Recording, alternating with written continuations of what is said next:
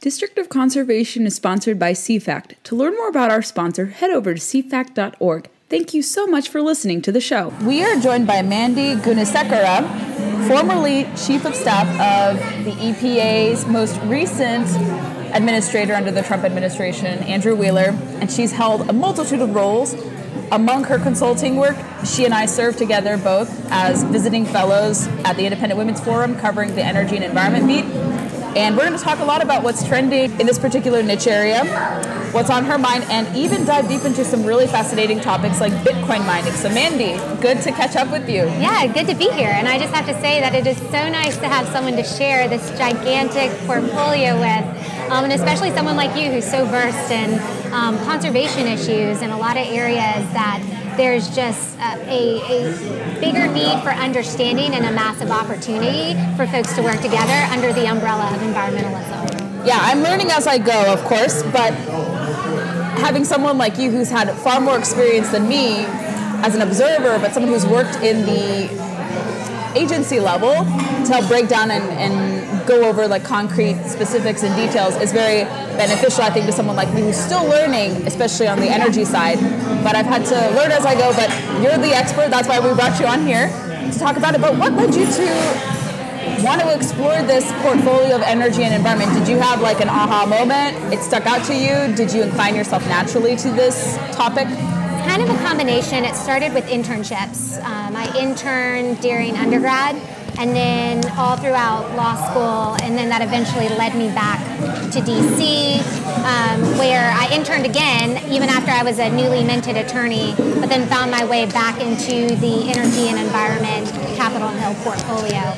But one of my first internships I did when I was in law school was at the Energy and Commerce Committee, and it was during the summer of cap and trade. So this is 2009, when some people may have heard of the Waxman-Markey bill, but it was really the first time that some folks on Capitol Hill were trying to assign a value or a tax, as we would describe it, to an emission of carbon dioxide. And it's really when that conversation took off. It ultimately passed in the House. It failed in the Senate because then Democrat Senate Majority Leader Harry Reid would not take it up because it is politically very unpopular, and the House actually lost the Democrat majority in part because of people who had supported bad policy to assign a tax to carbon emissions, which we know now really will do little in terms of reducing the trajectory of emissions in the long run, but nonetheless make everything more expensive in the short term. So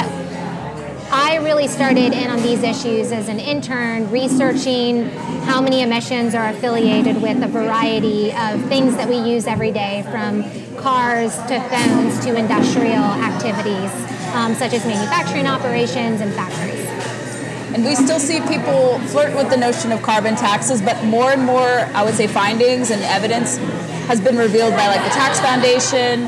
And then when you're talking about RGGI, the Regional Greenhouse Gas Initiative, which also encompasses a carbon tax, I think more and more people are skeptical of that notion. So it's interesting you mentioned that even then and even now, people are more and more skeptical of it because it really has no profound effect on emissions reductions. Absolutely, and it's one of these things, so we can talk about the Environmental Protection Agency and pros and cons with the growth and contraction of the federal bureaucracy. But if you're trying to control emissions via carbon tax, you're literally shifting that responsibility to the IRS.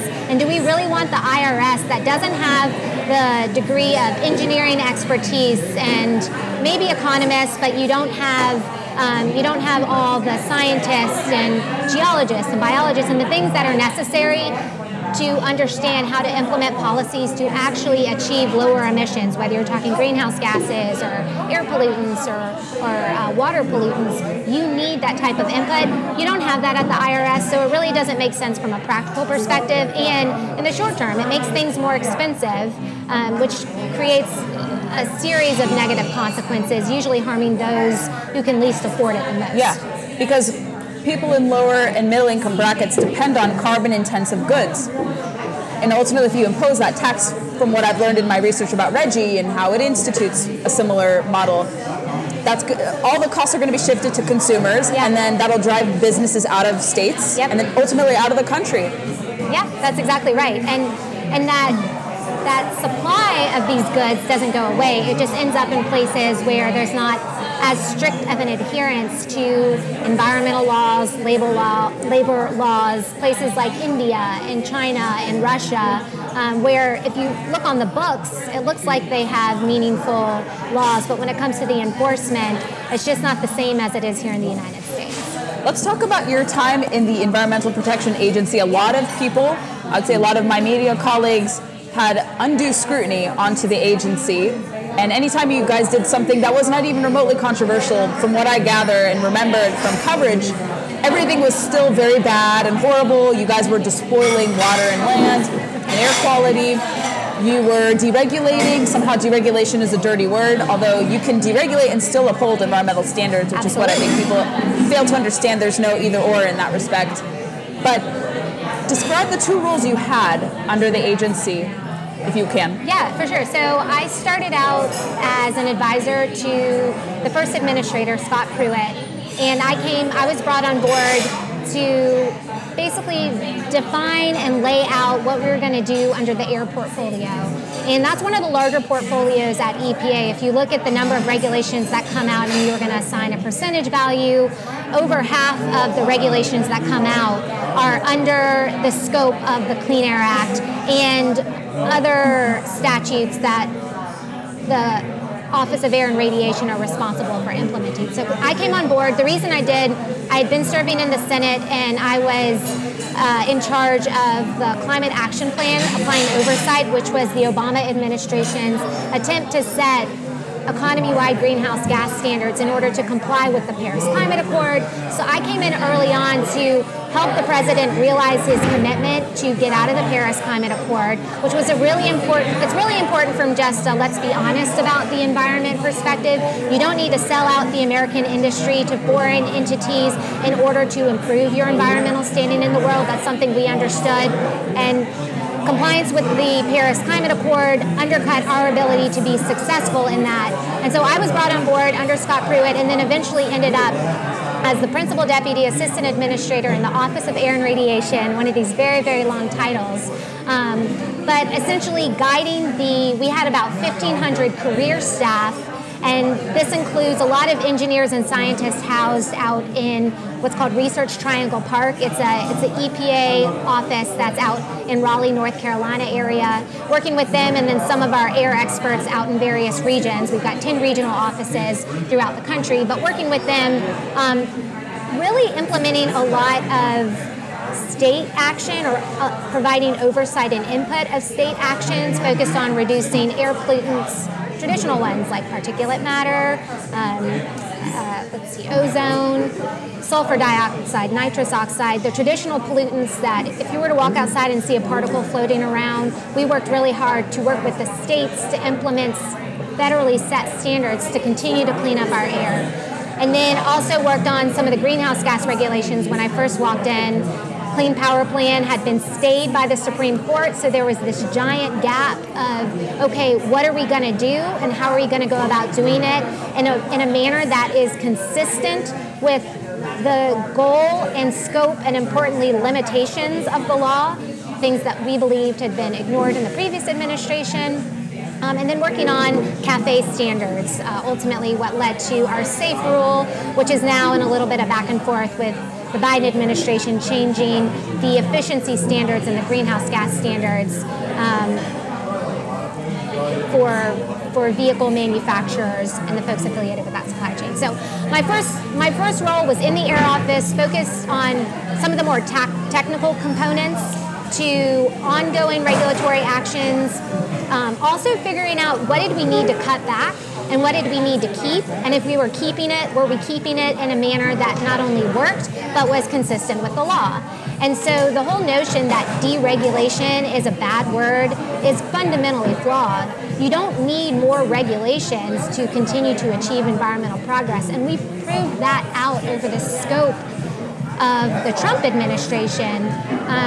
You can actually be much more efficient with less regulatory actions on the books because you have the people who have to comply with these regulations, whether it's a business or someone in the extractive industries, or someone driving around in their vehicles and having some derivative business off of that, if they can spend less of their time on lawyers and consultants to comply with the words in the Federal Register and can instead invest in innovative technologies and growing their businesses in a more efficient manner, that actually lends itself to more tangible environmental good than spending all your time focusing on a lot of academic, rhetorical conversations that people in Washington, D.C. feel good about, but doesn't really change the trajectory of your environmental standing in the real world.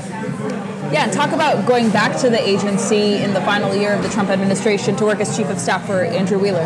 Yeah, so I left for a short stint, then got pulled back in, as you tend to do, and I was so honored to be invited back to work for someone like Andrew Wheeler.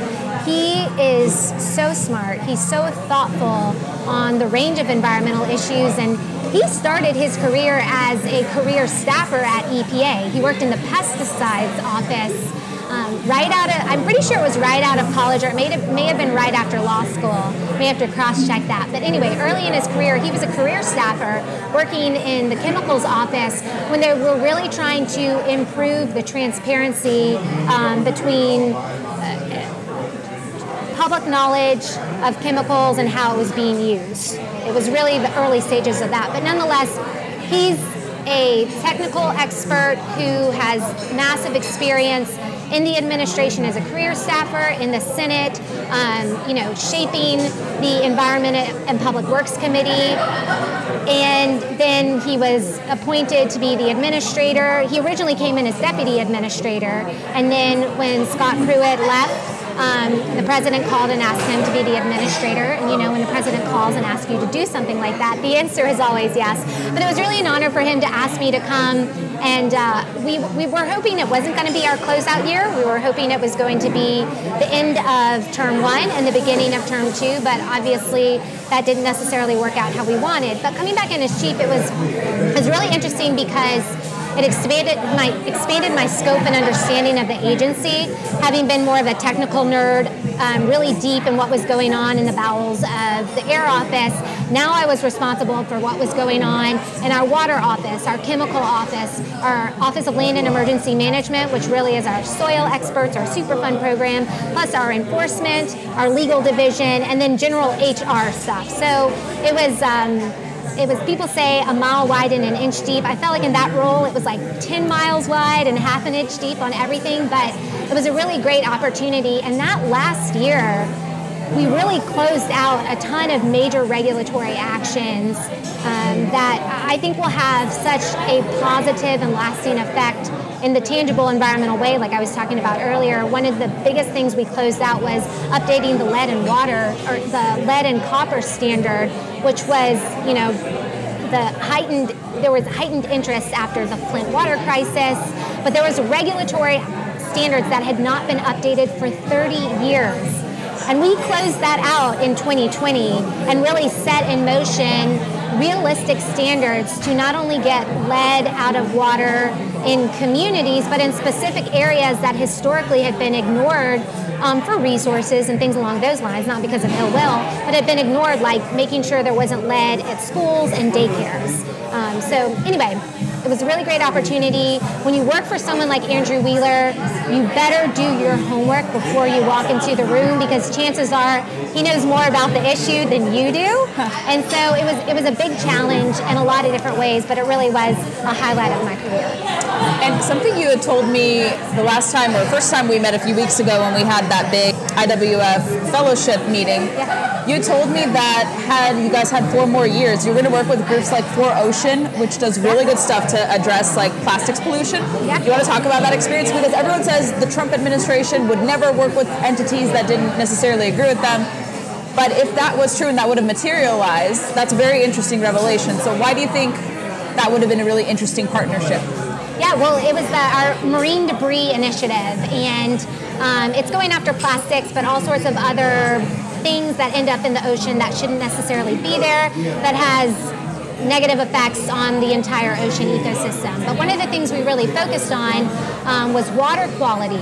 So globally, more deaths are caused because of lack of access to clean water. And this is across the board, whatever you're looking at. And so Administrator Wheeler, he really wanted to prioritize that as a goal to, yes, continue to clean up what we were doing at home, but also, even as EPA Administrator, you find yourself in a lot of international conversations. And so to gin up a lot of interest and resources to clean up the globe's water, and then a piece of that is plastic pollution and the marine debris. And the good thing about that, there's a lot more opportunities to work with a lot of different stakeholders in going after plastic pollution and marine debris than in other areas. And so it was a really good place where there was a ton of corporate interests, a ton of state and regional interests, and then global interests. And so one of the biggest causes of marine debris and plastic pollution is really poor waste management practices. So it truly does start on programs on land that if you don't responsibly handle your waste, what happens is that waste ends up in tributaries and waterways that ultimately end up in the ocean. So he worked really hard, and we had been planning, COVID actually complicated this, we'd been planning on having a really large marine debris forum where we were going to invite a lot of the international interests and places like Four Oceans to come together to speak about these issues. COVID really undermined our ability to do that. But it was a major focus, and there still is that momentum within the agency. You don't necessarily hear about it because it's not highlighted as much, but the marine debris program as well as a recycling initiative. While he was there, he set a national recycling goal that had only been done once in the past, and he really increased that standard to try to embrace this idea of a circular economy. That's a term you hear in a lot of international spaces, but it's the age-old idea of what conservation is rooted in, is doing more with less and using what you have to the fullest extent possible. So he had a lot of programs, a lot of interest, and a lot of resources devoted to doing that in the recycling space and cleaning up the oceans as a derivative of really trying to improve understanding, expectations, and global standards for access to clean water. Yeah, you don't hear that much in the media, and he also did you guys did a lot with Superfund cleanups. Yeah. I showed you the article where Politico admitted this is the one green thing that Trump's EPA is doing, but there was a lot more green stuff that they were doing. That was one they particularly highlighted. And then obviously there was WOTUS, which is volleying back and forth. Do you want to talk about your concerns with this volleying back and forth from the 2020 rule to whatever they want to do now? I feel like they want to revert back to the Obama era rules. They do.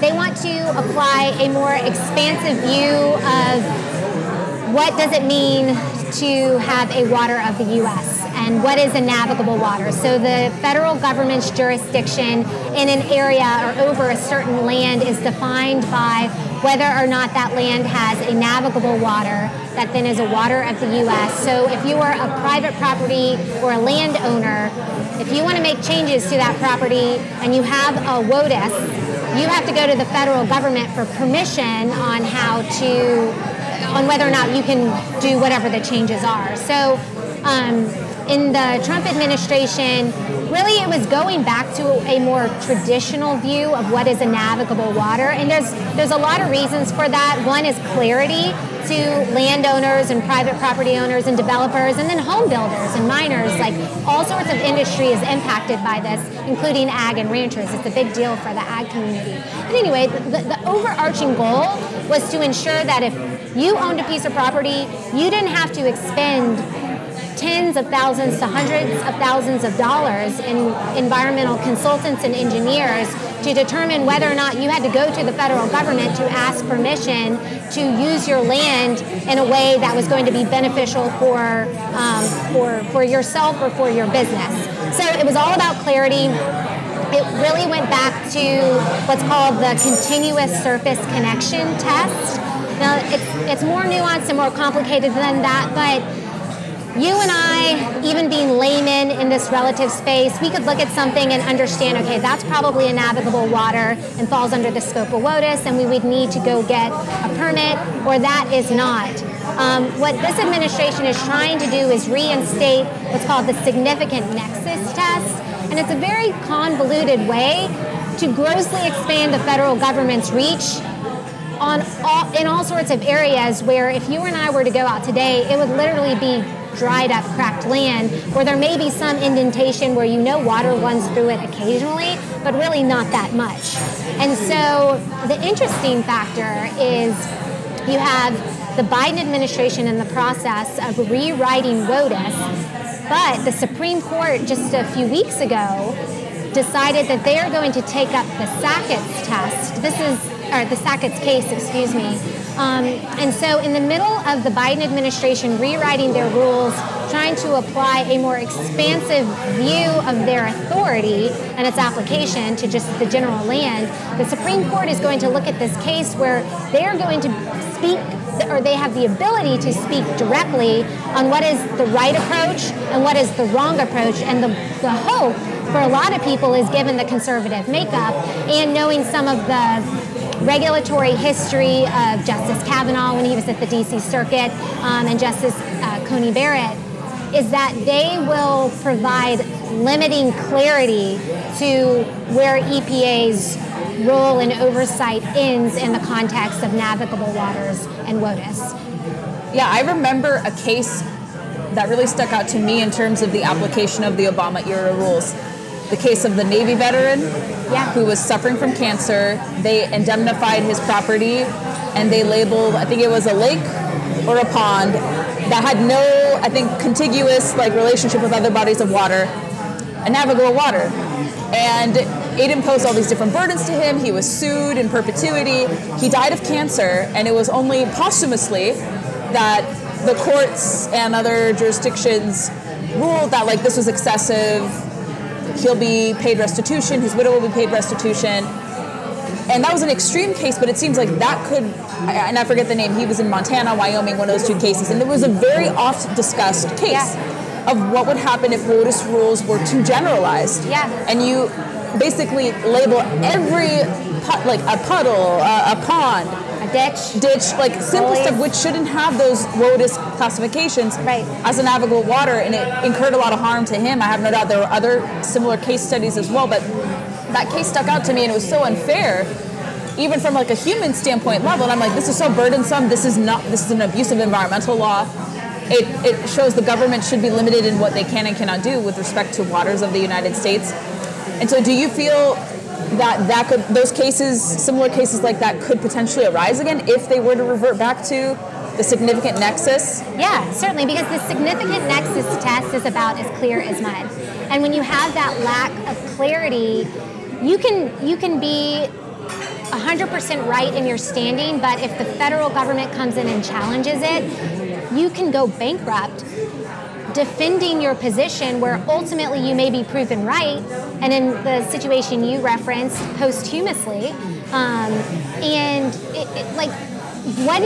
let's go back. What did that do to clean up the water? Nothing. It did absolutely nothing. It was a massive waste of resources. And so if you have these expansive environmental laws where there's gaps in clarity or lingering ambiguity, what that really boils down to is a lot of wasted resources in the context of legal battles and, everything that goes into that, back and forth from political fights, things that are totally removed from actually doing something that protects pristine waters or cleans up waters that need it. And so it's such a diversion. And so if the Biden administration does go back to that, a resulting effect will be more cases and people who are impacted by it. They're going to have to expend more resources pushing back. Now, hopefully, the Supreme Court, in taking this up, they can help people avoid that situation by really providing some long overdue clarity that hasn't existed for decades. It seems like on a lot of environmental issues, there's still a lot of uncertainty. Yeah. It's not just the WOTUS rules. I've also heard that they may eventually decide on language relating to perhaps clarifying the presidential authority of national monument designation. So on a lot of environmental or conservation law, there's still a lot of outstanding, I think, opinions and cases to be decided on, a lot of uncertainty, of course. So I think the rule, they want people to submit comment until February 10th. Is that correct? I remember you and I were discussing about this. So they're trying to seek public input about changing the rules Do you think a Supreme Court case on WOTUS would be decided before the end of term, or would it be next term, you think? I think it would be before next term. Okay. I'm not quite sure. Because sometimes they rule outside of the confines of their terms. Like they sometimes hand emergency decisions like in the summertime, like after June. Or it could be early fall, I don't know. I don't know that anyone applied for that emergency type of consideration in this instance, but they know what's going on in the real world, so to speak. And so they know that even though they're taking up this case where the definition is going to be very impactful to an ongoing major regulatory action, including occurring in the Biden administration, they know that's going on. And so there are times where that spurs them into faster consideration and faster action. But I don't actually know. It's so convoluted, but you, I think, gave a great layman's explanation about it, and I still have to do more research about WOTUS. I've been able to write about it, and I understand it myself, the different tests, the nexus test and the other test. But it is, they should make it simple for people to understand, because the people they impact don't have time to learn about legalese, they don't have time to learn about all these different things. So they make it so complicated so people won't be able to challenge it, in my opinion. But let's move over to Administrator Wheeler, now being considered to be the Natural Resources Secretary. It's actually a longer formal title in Virginia. But a lot of his responsibilities, if he is to be confirmed, right now he's acting secretary in Virginia in the Youngkin administration. There's a lot of pushback, of course. I think more pushback than he received while he was under consideration for EPA Administrator. Interestingly enough, he actually was able to have an easier confirmation process federally. But Senate Democrats in Virginia have waged to get his nomination removed entirely. They have promised to do this, although there are a few Democrats maybe who are open to confirming him. But in Virginia, for those of you listening, cabinet confirmations don't necessarily just have to end with the Senate. The House of Delegates also weighs in as well. So it's very different from federal confirmation, where it's both chambers actually weighing in. So talk about the pushback he's received. Why is that? Is it stemming from his involvement in the Trump administration? Is 100%. it unfounded claims? Yeah. What do they have contention with his record? Well, it's because he worked for President Trump. And there's a lot of focus on him because he's one person going through this nomination right now, whereas during the Trump administration, there were multiple people. And so it really is, it's frustrating because if you set aside the unfounded political rhetoric, which all of the criticism is coming from people who didn't even work with him or didn't even know him. So I think that's important to know. It's people repeating things that are false, and then they don't have that personal experience. And then something that I worked on with some of my former colleagues was correcting some of that narrative. We had 128 former staff sign a letter where we addressed some of the issues, the unfounded issues that were raised, and highlighted some of the things that he actually did. So if you're in Virginia and you're a state senator or a House of Delegates member, what I think should be more important is look at his record. His record nationally was our air quality improved. We had the cleanest air ever recorded on record. Since 1970, pollution has dropped 77%. In the Trump administration, we reduced air pollutants by 7%. If you're looking at clean water issues, he procured commitments for more funding to go towards the Chesapeake Bay than previous administrations, and that was a battle. There's a lot of internal battle and external battles, but it's something that he, having lived in Virginia and not too far removed, understood how important it was. But it wasn't just Virginia. There's other regional offices similar to what we have in the Chesapeake Bay office. We have that in the Great Lakes, which he was very active in. And he prioritized getting the resources necessary so they could have the best experts to weigh in and inform the surrounding people and industries of what they can do to reduce pollutants from getting into the waters that are super important for these sensitive ecosystems. So we submitted a letter to correct the record on a number of issues, but I think what should be weighed more heavily is we said these things because we experienced them firsthand working with him and saw that. And not only is he smart and knowledgeable, but as a manager, he is very even-keeled and inclusive and will always give folks who are working on a project an ability to make their point and make their case, and he will meaningfully consider it, which I believe is the reason we had the outcomes in 2020 that we did, because if you include more people in helping make a decision, you're going to get the best, most thoughtful, most effective decision. And that's what he did at EPA. That's what he could do in Virginia. And what I really hope is that folks set aside the political rhetoric, set aside, well, if someone was affiliated with President Trump, we just can't get over that. You know, that's kind of an absurd premise to begin with, and really look at what he did for the entire United States and think about what he could do for not only the environment, but the public health for the citizens of Virginia. Yeah, and I think if he is to get confirmed, even though they're trying to use a rare move to get him permanently withdrawn, but I think even reports I've seen have said like he should be able to survive the challenge from the Senate Democrats. Yeah.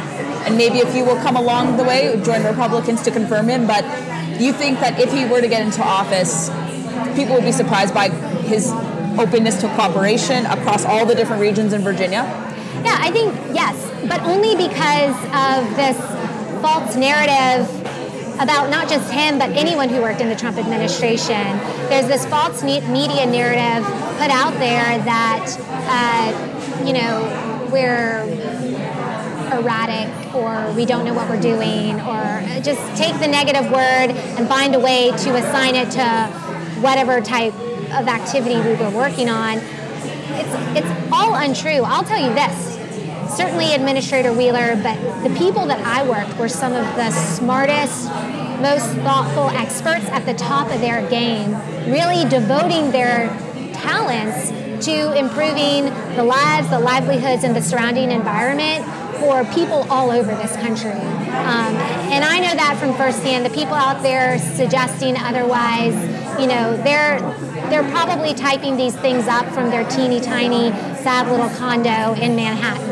So I'm not surprised that they're a little detached from the reality of the people who are actually doing this type of work, and detached from the interactions that people have in the real world when they go out to small towns in Virginia, to Mississippi, to out west, and they engage with communities that have been dealing with some environmental issue for a long time, and they have someone like Andrew Wheeler come around who is a very caring, genuine person. And so, I do want to go back to one thing you mentioned, the Superfund program.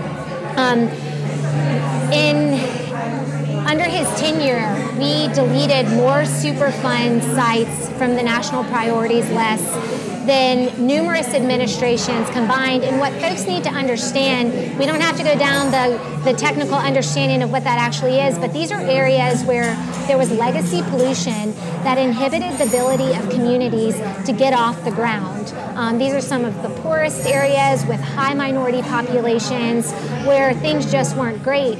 And Administrator Wheeler really focused in on areas that were in the most need, devoted resources, and his attention, which is really important for making decisions to move these legacy pollution sites off of a list that is otherwise a death knell in terms of attracting investment and affiliated opportunities. So over the course of the Trump administration, 82 sites were either fully or partially deleted. But what you need to think about is that's 82 communities that he breathed new life into by virtue of dealing with a very real environmental issue that may have caused generations of harm. He fixed that, and then he opened up this opportunity for new businesses and new people to move in and really revive areas that for decades have been ignored. Yeah, the Political article talked about that, as I had mentioned earlier, but that's a good overview. And yeah, I hope Virginians do give, I think the Youngkin administration has a mandate. They won the election. Yep. A pretty sizable chunk of the vote. And we would say Democrats have that mandate too, even if we don't agree with it. But he had a mandate, and people were also privy to his positions on the environment. And he said he wanted to choose him to carry out his agenda, to have an all-of-the-above approach, to pull us out of Reggie, but he's going to do it a little bit differently than how he had originally said he would do it. And he wants Wheeler to essentially execute his plan. and that should be respected by lawmakers, and certainly they're going to obstruct, but it'll be interesting to see, and we're going to continue to follow that here. But let's talk about a topic that kind of marries two really interesting niche areas. So we have Bitcoin, non-fungible tokens, and emissions. And you just wrote a stellar piece at IWF.org, at Independent Women's Forum's blog. And I think it was also actually it was an op-ed, that you published that was reposted on the website in Real Clear Markets to talk about kind of the misconceptions associated with Bitcoin mining emissions. Could you explain briefly at the basic level what are non-fungible tokens, Bitcoin, and then address the emissions component? Yeah, so let's just take Bitcoin represents a value. Let's talk about what is cryptocurrency and what is the benefit that is actually bringing to the world. It is providing access to financial stability in areas that have never even dreamed of having access to some degree of financial stability. It's hard for us in this country to understand that because we go to the bank, we have the full faith and credit backing of the government into those banking institutions. That money we put in for a nominal fee, of course, will still be available to us when we need it. But there's a lot of places where that just isn't the case for a variety of reasons: corruption, instability, you name it. And cryptocurrency, through the application of blockchain technology, is opening up this opportunity, again, in areas where it's never even been perceived as an opportunity. And so Bitcoin is just a representation of a now financially recognized value. And let's shift to the energy conversation. So my big point there is that's totally a distraction. The benefit that the Bitcoin industry and other cryptocurrencies are providing is massive. And there's some, Senator Warren comes to mind, that are trying to undercut this innovative technology that's really opening up doors that folks have never before perceived. They're trying to undercut its existence and ability to be successfully integrated here in the United States for probably a variety of reasons, but one of the reasons is they're not going to be able to control it. One of the great things about Bitcoin is you hear about decentralized power. There's no one person, there's no one entity that controls what is the value of a Bitcoin. That's controlled by the thousands of people that make up the entire network. And because that authority is distributed, for some politicians that like to be in a position to control, it's scary for them. And I would certainly put Senator Warren and a few others in that category. But 2 weeks ago, or maybe it was a week and a half ago, there was a hearing where it was basically set up like Bitcoin and cryptocurrencies, it's a dirty technology. They're trying to paint it as a dirty technology. But not only is that a distraction, it's not true. So yes, Bitcoin uses a lot of energy, but we use a lot of energy for a lot of things. For example, we use more energy drying our clothes than the entire Bitcoin network. Drying our clothes provides a great personal benefit, but if you compare that to expanding access to financial stability, it's a little bit different. Another thing, we use more energy each year keeping our Christmas lights lit than the entire Bitcoin network. So you have to put this in context. Let's compare it to another mining component, gold mining. Gold is a commodity. Yes, it's used to back value, and it's also used in certain advanced technologies and jewelry and things along those lines.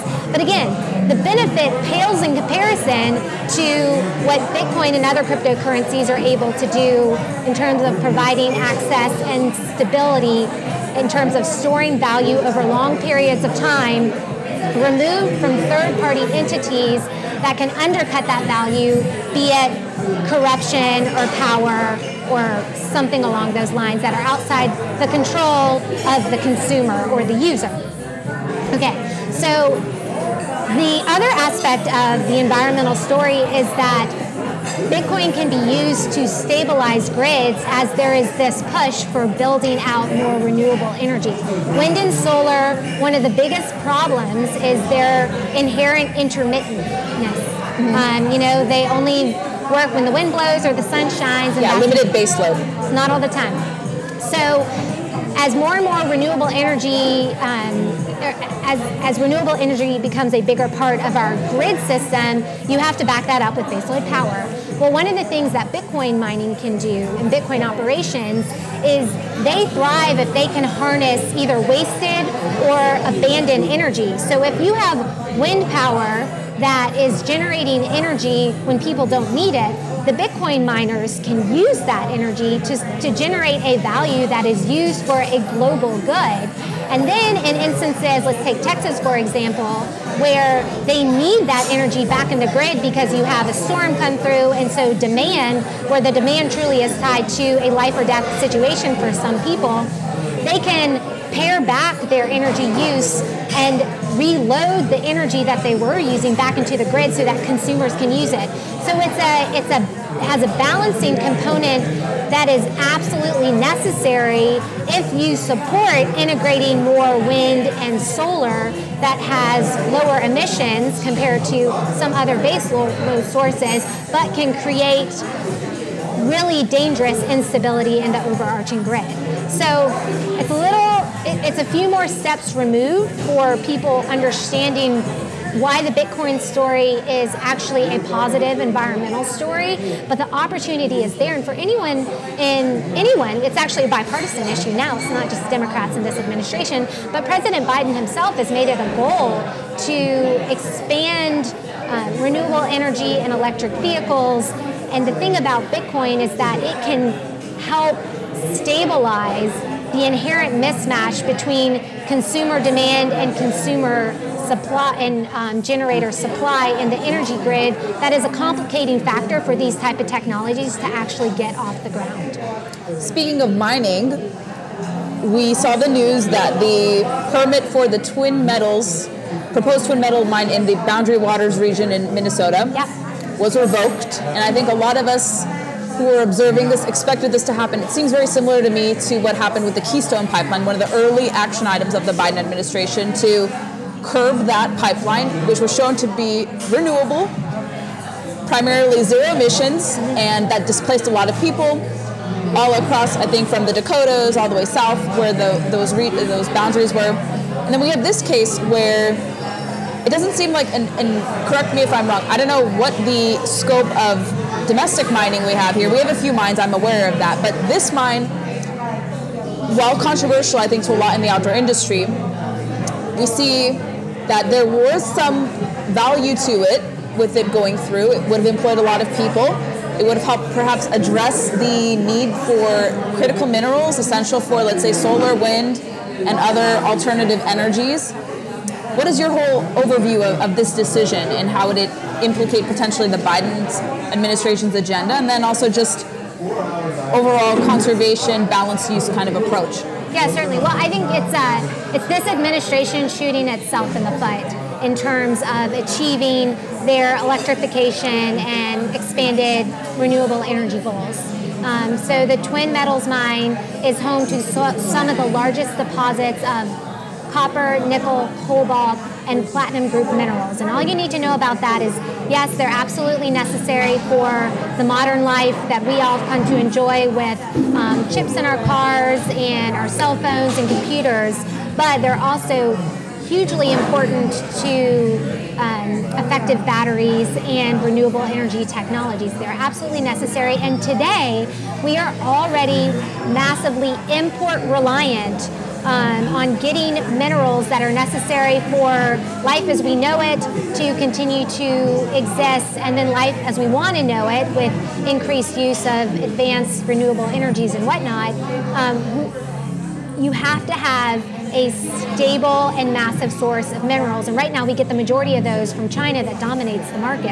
And so if you're looking at this from an environmental perspective, so the Biden administration rescinded the mineral leasing rights for the Twin Metals mine, And what he's setting the country up for is to become even more reliant on China to get minerals that are critical for not only everyday life technologies, but also national defense.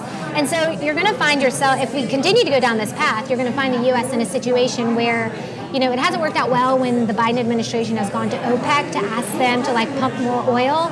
Well, in the future, you're going to have to go to China to ask them to produce more minerals to be able to maintain the standards of life that we've become accustomed to today, alongside what's expected to be massive growth in demand because of all of these other electrification goals.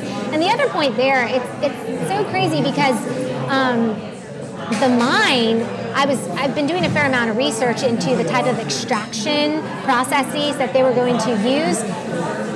It's come such a long way in the last 10 years, much less how some people may view how people extract these minerals, but these are state-of-the-art scientific processes where there's very limited impact on the surrounding area that they would have employed at this mine, and it was all going to be done, it was going to be built and operated by the U.S. steelworkers. These are those good-paying union jobs. That is another priority we hear a lot about in this administration, but the actions that they're taking at the twin metal mines, not only are they undercutting their related climate technology growth goals, but they're undercutting their goal to give good-paying union jobs to people who are primed and ready to go.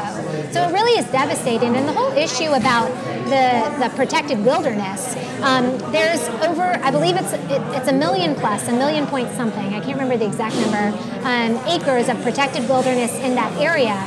But the proposed mining, number one, it wasn't in that area, and number two, there's a buffer zone in between the actually federally protected lands and where the mining was going to occur, and they weren't even in the buffer zone.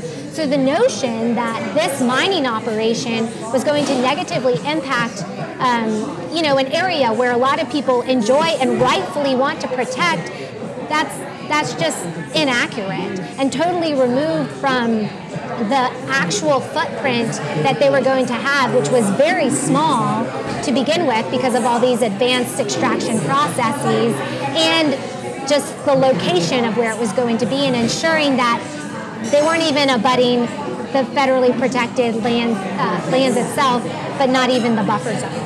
I suspect, having spoken to a few fracking operations and others in energy, and it's not to give them any license or excuse, but I think most companies today adhere to some of the strictest environmental standards, and I have no doubt these critical mining outfits would have similarly adhered to very strict standards too, because a lot of these people, I think in energy industries, people forget they're sportsmen and women. Yeah. They're outdoor recreationists. Do you think they would work in an industry that would undermine their recreational activities or their hobbies or their surroundings? I don't think they have to trade their livelihoods for the environment, so to speak, or it's not really for the environment, because when you displace people, you also are indirectly hurting the environment too, because where are they going to eventually critically mine in the United States? They keep talking about we're going to keep everything American made, and we're going to do clean energy here, but if they say no to every project, it's going to be, we're going to have to look to China, we're going to have to look to all these other countries, and China has a very bad history with human rights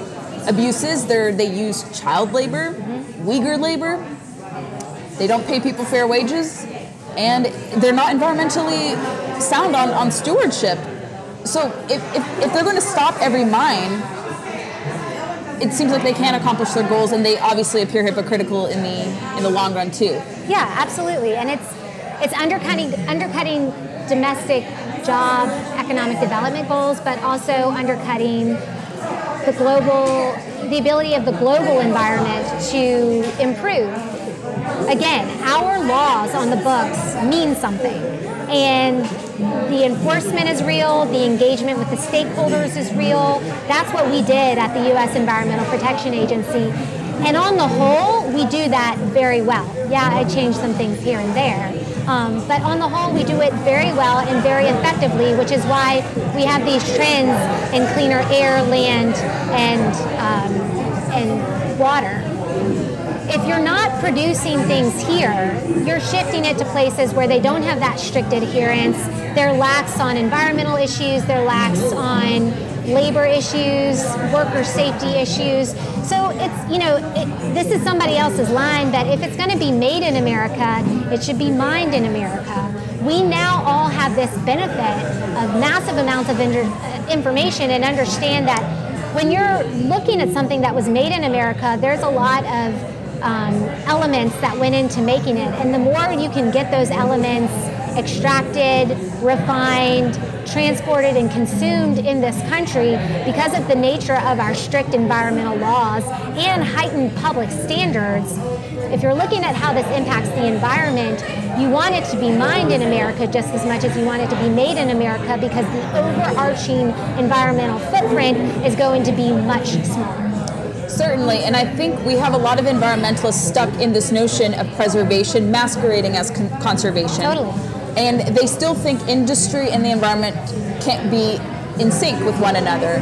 And they really bemoan free enterprise a lot. They hate it, they revile it. Like, some of them are co-opted, so to speak, in the eyes of some of these more preservationist environmentalists. But they don't mind capitalism for advancing some goals, but if it's to benefit people and nature equally, it seems like they're still stuck in this 1970s past kind of notion. And now we're seeing more so embraced free market environmentalism. We're seeing cooperation, public-private partnerships. And on this area, it seems like they don't understand.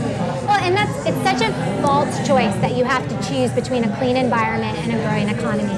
And I really think that's one of those narratives that, if you were paying attention to what we were doing in the Trump administration, we just completely blew it up, because pre-COVID, we had the strongest, most robust economic growth that this country has experienced really since the 80s, alongside a continuation of reduced pollutants across the board, not only in the traditional sense, but also the very real fact that the United States leads the world in reducing greenhouse gas emissions. And so actually having a robust economy and a wealthy country lends itself to cleaner environmental outcomes, because you have the resources to devote to undertaking industrial actions in a much more cleaner and much more efficient manner that takes some degree of expertise and some degree of investment. And if you can figure out how to balance those, then you're setting yourself up for a country that looked a lot like the United States in like 2019. That was a great overview of the issue, because I think a lot of people hear one side. And I hope people open their ears a little bit to hear the side of those who would be displaced from the job, to learn actually about the parameters of where the project would have been. And I'm hoping maybe this summer I can visit the region and talk to some of those people who are displaced and get a sense of what actually would have happened had it proceeded. But Mandy, is there anything else you want my listeners to be aware of? Any topics or musings or projects? Anything you want to share? I feel like we covered a lot. I probably talk more about your consulting work. Yeah, where can people learn about your work, or what do you focus on with your company? Yeah, certainly. So I've got a boutique energy and tax consulting firm based in Oxford, Mississippi. Opened it up with my husband, who also worked in the Trump administration and as a tax and trade counsel.